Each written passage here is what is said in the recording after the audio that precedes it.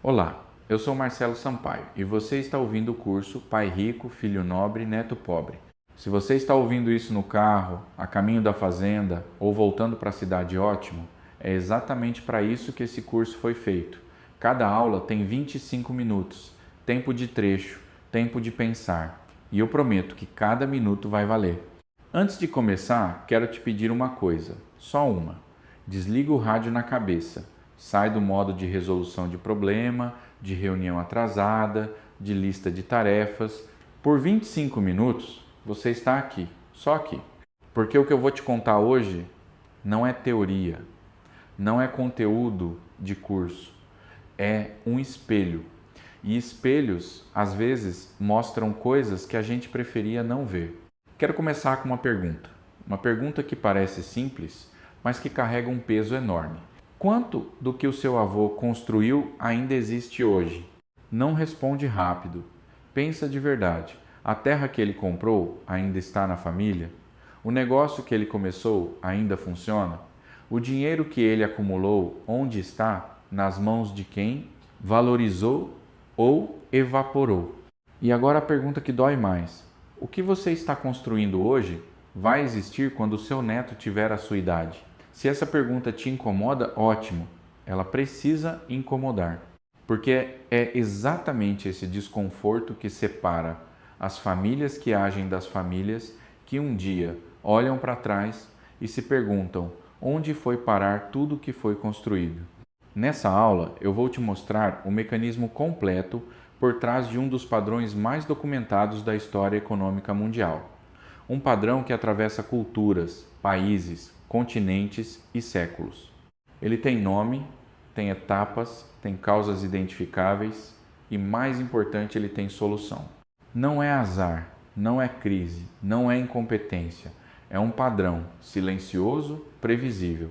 E para quem aprende a reconhecê-lo, completamente evitável. Vamos começar. Bloco 2, o ditado e o que ele realmente significa. 3. 6. Você já ouviu o ditado pai rico, filho nobre, neto pobre? No Brasil a gente fala assim, com essa leveza de ditado popular, como se fosse uma fatalidade, como se fosse da natureza das coisas. Mas o que poucos sabem é que esse ditado existe em praticamente todas as culturas do mundo, com palavras diferentes, mas com o mesmo significado. Os americanos dizem shirt sleeves to shirt sleeves in 3 generations. De mangas de camisa para mangas de camisa em 3 gerações, a imagem é poderosa. O avô começa com as mangas arregaçadas, trabalhando duro. O neto termina do mesmo jeito, só que sem o patrimônio que o avô construiu. Os japoneses têm o mesmo ditado. Os chineses também. Eles falam em riqueza não passa de 3 gerações, como se fosse uma lei da natureza. Os ingleses falam em clogs to clogs in 3 generations, de tamanco a tamanco. Os escoceses, os irlandeses, os italianos todos têm a versão local do mesmo padrão. Isso não é coincidência. Isso é dado. Isso é observação acumulada de séculos de história econômica familiar, destilada em um ditado que a sabedoria popular reconhece mesmo sem entender o mecanismo por trás. E o mecanismo existe, é real, é mensurável. Pesquisas sobre sucessão patrimonial feitas em diferentes países e décadas chegam a números que assustam. Cerca de 70% das famílias perdem a riqueza acumulada até a segunda geração. 90% perdem até a terceira. 7 em cada 10 famílias. Pensa nisso enquanto você dirige. Mas o número que mais importa não é esse. O número que mais importa é a causa. Porque a causa número 1 dessas perdas não é investimento ruim. Não é crise econômica, não é inflação, não é reforma tributária, não é má sorte. A causa número 1, respondendo por mais de 60% dos casos de dilapidação patrimonial, é a falta de preparo dos herdeiros combinada com a ausência de comunicação sobre dinheiro dentro de casa. Deixa isso entrar. O dinheiro não some porque o mercado caiu. O dinheiro some porque ninguém preparou quem ia receber. E é exatamente sobre isso que esse curso foi feito. Não sobre como investir melhor, não sobre planejamento tributário, mas sobre o elemento humano, o único que realmente determina se o que você construiu vai durar ou não, Agora vou te mostrar como esse ciclo funciona, etapa por etapa. E enquanto você ouve, pense em qual dessas etapas a sua família está hoje. Bloco 3, geração 1, o construtor. Vou chamar as três gerações, geração 1, geração 2 e geração 3. Cada uma tem um perfil, uma psicologia, uma relação com o dinheiro completamente diferente das outras. E é essa diferença não reconhecida, não trabalhada, não transmitida que está na raiz de tudo. Geração 1, o construtor. A primeira geração constrói do zero, ou quase do zero. Às vezes herda alguma coisa, mas multiplica de forma que a herança original mal explica o resultado final. Pensa no perfil do construtor. Ele acordou cedo quando os outros dormiam, tomou decisões que pareciam loucura para quem estava de fora. Perdeu dinheiro, levantou, perdeu de novo, levantou de novo. Não tinha rede de segurança, tinha determinação. Não tinha acesso fácil, tinha criatividade para abrir portas que não existiam. E ele tem uma relação com o dinheiro que é única, visceral, quase física. Ele sabe o que custou cada real. Sabe quantas horas de trabalho estão por trás de cada hectare de terra, de cada caminhão, de cada máquina? Para o construtor, o dinheiro não é abstrato, é concreto, é suor, é tempo, é escolha. O construtor sabe o que é não ter, e isso, essa memória muscular da escassez, é o maior ativo que ele possui, não o dinheiro em si. A memória de como foi construir. Agora vem o primeiro problema, e ele é sutil. O construtor, exatamente porque sabe o que passou, não quer que os filhos passem pelo mesmo. Ele quer proteger. Quer dar o que não teve. Quer que os filhos estudem nas melhores escolas, viajem, tenham oportunidades que ele não teve. E aí, sem perceber, ele começa a privar os filhos da única coisa que realmente o formou, a experiência da dificuldade. Tem mais. O construtor, em geral, não fala sobre dinheiro em casa, não de forma estruturada, educativa, aberta. O dinheiro é assunto de escritório, é coisa de adulto. É problema dele, ele resolve, os filhos não precisam se preocupar. Essa decisão, que parece protetora, que parece carinhosa, é a primeira peça do padrão que vai fragilizar o patrimônio 2 gerações depois. Bloco 4, geração 2, o administrador e geração 2. O administrador, o filho do construtor, cresce num mundo completamente diferente do mundo que o pai conheceu. Ele não acordou cedo para trabalhar quando era adolescente, acordou para ir para a escola. Não perdeu o sono, preocupado com dívida. Dormiu com segurança. Não precisou inventar uma solução porque não tinha dinheiro para comprar uma pronta, ele comprou. E tudo isso é bom. O construtor quis exatamente isso. Mas tem uma consequência que o construtor não previu. O filho cresceu sem desenvolver a mesma relação com o risco que o pai tinha. Porque risco, no fundo, é uma habilidade. E habilidades se desenvolvem com prática, com exposição, com erro e correção. O filho não teve essa prática. Não por falta de inteligência, por falta de necessidade. A segunda geração, em geral, é competente. Ela preserva, ela administra, ela cuida. Mas raramente expande na mesma proporção que o pai construiu. Porque o ambiente que forma um construtor é fundamentalmente diferente do ambiente que forma um administrador. Tem outro fator que poucos falam. A segunda geração carrega um peso simbólico enorme, o peso do legado do pai. Esse peso pode ser paralisante.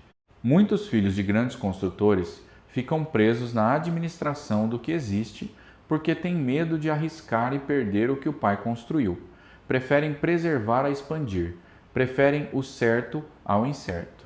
E, de certa forma, fazem bem. O problema não é o que eles fazem, o problema é o que eles não fazem e que vai custar caro na próxima geração. Eles não preparam os filhos. Não falam sobre dinheiro em casa, porque o pai também não falou com eles. Não montam sistemas de governança familiar, porque nunca viram isso sendo feito. Não criam critérios claros de sucessão, porque assumiram que as coisas se resolveriam naturalmente. São guardiões. E guardiões são essenciais sem eles. O patrimônio some ainda mais rápido. Mas guardiões que não preparam a próxima geração estão apenas adiando o problema.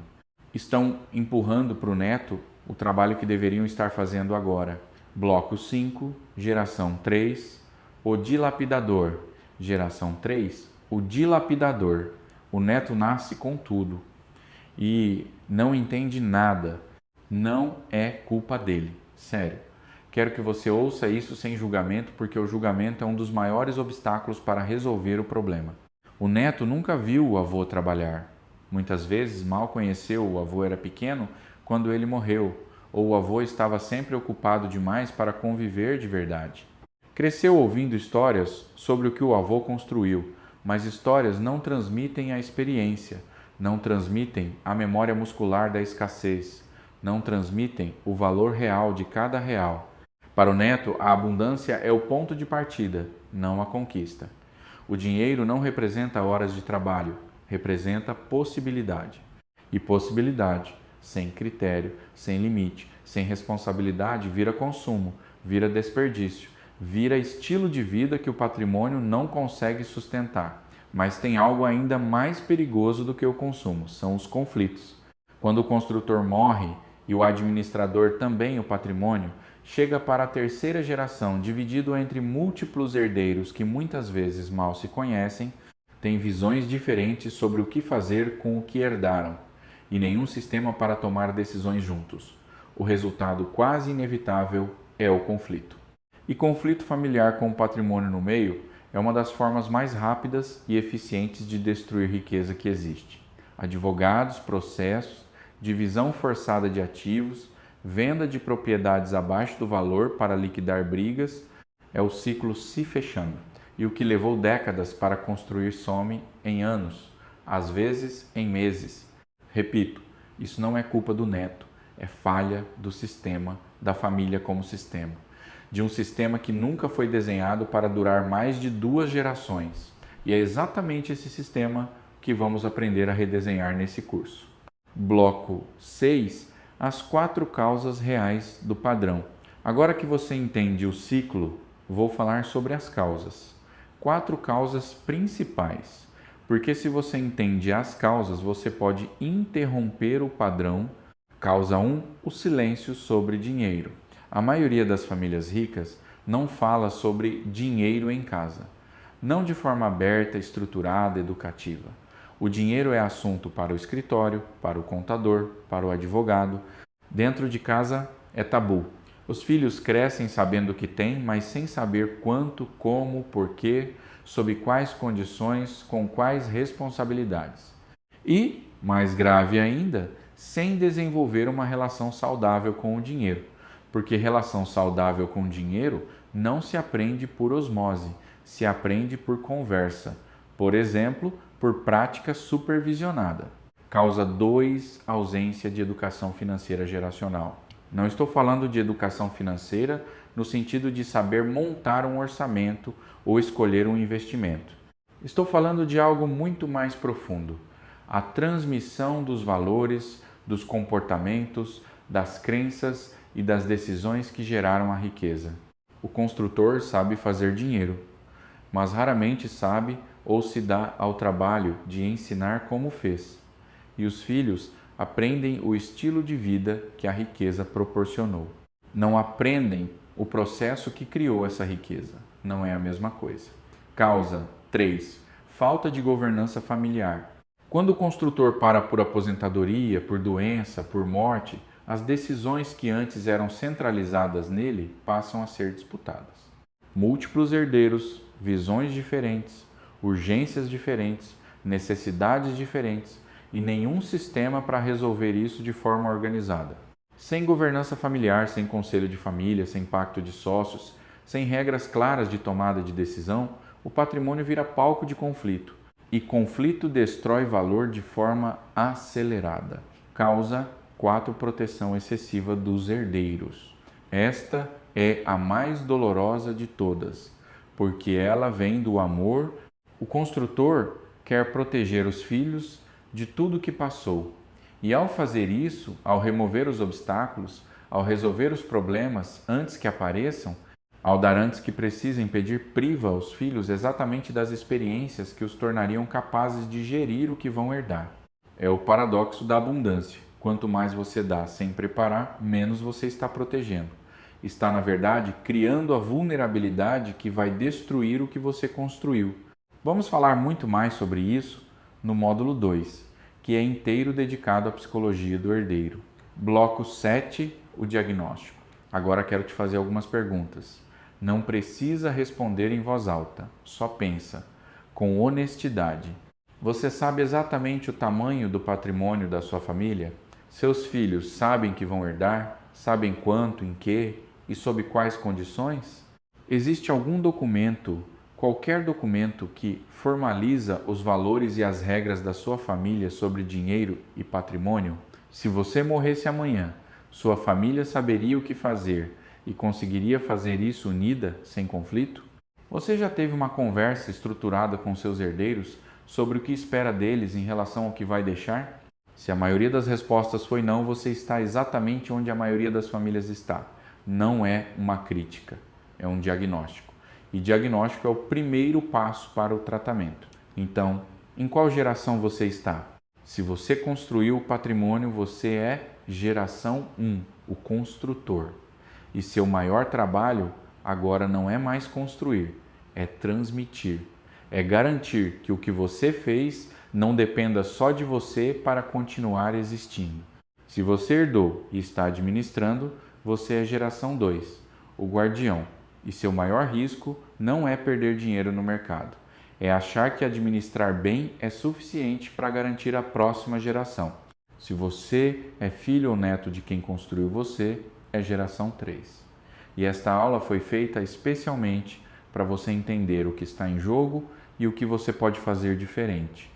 Não existe geração certa ou errada, existe geração preparada ou despreparada. E preparação é uma escolha que começa agora, nesse exato momento, nessa estrada. Na próxima aula, aula 1,2, vamos falar sobre o silêncio.